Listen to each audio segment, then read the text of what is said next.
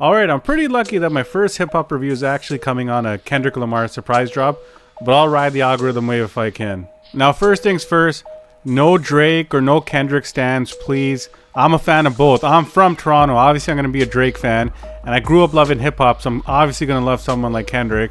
Leave all your stanism out of my comment section, please. Alright, and believe it or not, this review is going to be a bit different because I'm sure there's already thousands of videos out there rating this album from 1 to 10, classic or bum. I'm sure you've already seen them. I actually have a different take that I want you to look at. So there's 3 things that stuck out to this album for me, and I think if you apply these 3 things to your everyday life, whether it be, projects you're working on in real life, content you're creating, music you're creating, any type of media form that you're creating, I think you have to look at these 3 aspects. Alright, and the very first area is sequencing and song placements. And this is something that Kendrick is an absolute master at. Any album he releases, the sequencing and the order of the song placements, it's very important to the overall product of the album. And I know you're gonna say, why is that important? And I get it, but believe me, think of some of your favorite albums of all time and just think, if you switched up all the orders of the songs, it would not hit the same, because sequencing and song placement are incredibly important when it comes to any type of media form. Like, take my favorite album of all time, Illmatic. I'm sure many of you, that's your favorite album as well. But imagine that album didn't start off with the Genesis and New York State of Mind, but instead it started off with One Love or Memory Lane, which is actually my favorite Nas song of all time. It would not serve that album justice because the sequencing and the song placement was vital to the success of that album. And believe it or not, sequencing can be applied to your everyday life as well. Whether you start up a new business that's customer facing, or you create media, you're a content creator, you make music, you make video games, you paint, whatever. At the end of the day, as long as there's an audience or there's a customer base, you get to control the path that your narrative goes.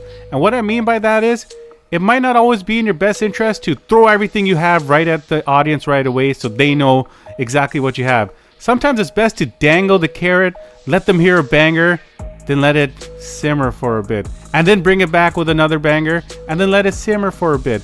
The main goal is you want to keep them as hooked as long as you can. And that's why anything you do in life, look at the sequencing. It's not always in your best interest to throw everything at the wall and then let them see it. And no joke, when it comes to sequencing in hip hop, Kendrick might do it better than anyone since the man I got on the mural behind me, MF Doom, RIP. When MF Doom used to drop tracks or albums, not only were his albums so different from each other, but the sequencing was just immaculate. Everything flowed perfectly, and it really made the final product that much better. So you might not think it. Actually take some time to work on the sequencing. You'll be happy that you did. Up next, and a very important thing, the theme. Kendrick is a master at picking a theme for an album. And I know, again, a lot of people are going to say, isn't that obvious? But think about it this way. You can listen to any Kendrick album, or back before Kanye's big fall off, you can listen to any Kanye album, and you can just tell the themes of those albums and how it flowed through the entire album.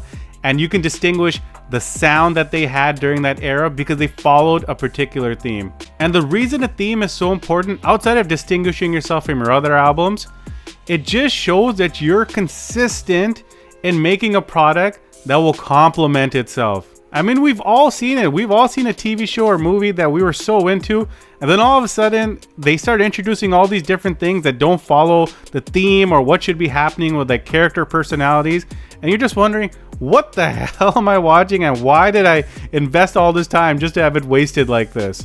Game of Thrones, I'm looking at you, and I'm telling you, sticking to a theme in real life is important for you as well. Again, if you're working, you're in the corporate life, you start your own business. If you stick to your theme and you don't go off the rails, you're going to build trust, you're going to build credibility, you're going to build your own brand because that's your theme. And eventually when you do another project, you can switch that theme if you want to, but you have to stay consistent within it. Nobody likes someone that flip-flops on anything. They love a project that's concise and consistent. So ask yourself, before you ever do another endeavor, just say, is this the theme that I want to hit on? And if so, how do I stick to it? And then the last topic, the most important in my opinion, one of the most important life lessons I can give anybody, it's synergy. And Kendrick is a master when it comes to synergy in his music.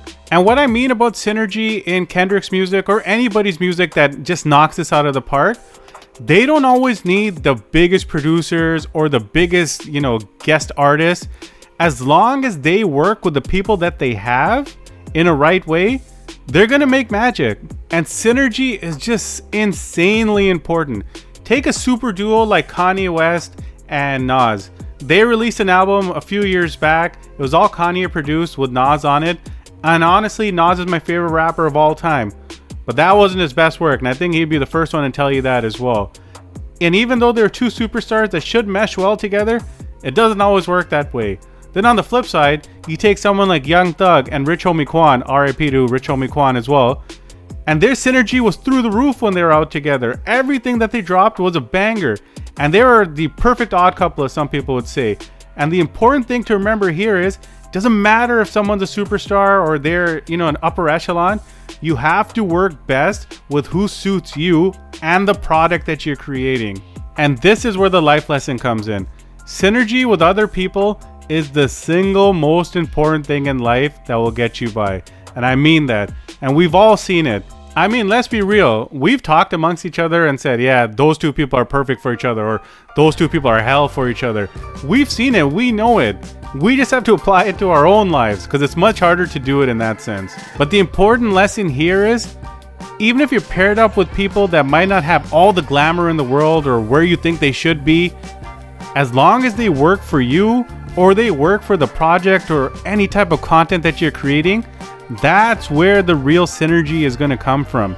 It's not going to just appear overnight and you can just manufacture it or fabricate it. No, it has to be authentic, and you'll know when it's authentic because everything clicks and everyone fires off of the same cylinder. So remember, surround yourself with the right people. They might not be the biggest and the best in the world in terms of other people's perceptions, but it's not about what other people think about. It's all about what you're creating. Anyways, I hope you liked this video. If you did, like, subscribe. I love making these types of videos. I'm definitely going to have some more hip-hop stuff down the line. I definitely want the newer generation to appreciate some of the older hip-hop, so I'm going to have some videos on that. But if you didn't listen to the Kendrick album, give it a shot. If you're a Kendrick fan, you're going to love it. If you don't like Kendrick, who knows, you might still love it. And I know people are going to ask me, is it a classic?